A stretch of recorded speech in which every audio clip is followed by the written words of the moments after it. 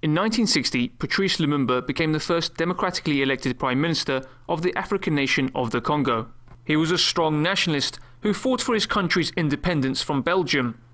A few months later, he was abducted and killed. His killers were believed to be Belgian troops, with the help of the US.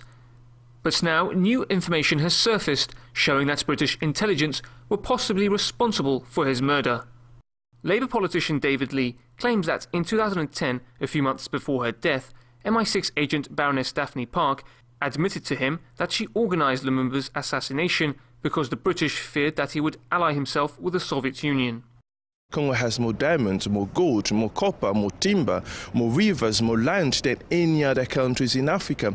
And there was fear at the time the West was fighting against the Soviet Union.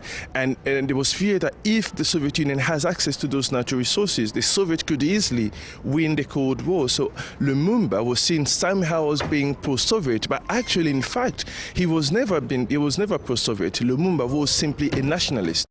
African nationalists say that Lumumba's assassination came at a critical time when many African nations were rising up against colonial powers to win back independence. They also say that they would not be surprised if the allegation that Britain killed Lumumba is true.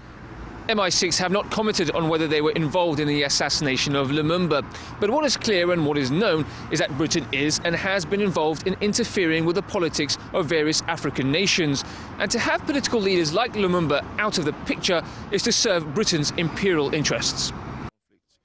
Activists tell Press TV that Western interference in Africa has caused decades of strife, war and dictatorship. Great. We are in this situation we are today with millions of people killed as a result of the assassination of Lumumba. We spent 32 years in dictatorship, and the result of that dictatorship created conflict around Congo's neighbors. There is a proverb in Africa which says, behind every dictator in Africa there is a Western power. So the idea of democracy has never existed as a Western foreign policies in Africa. The basic idea, the basic power behind Western foreign policies in Africa has always been to gain access to natural resources, whether this is in Congo, whether this is in Nigeria or other countries in that part of the world.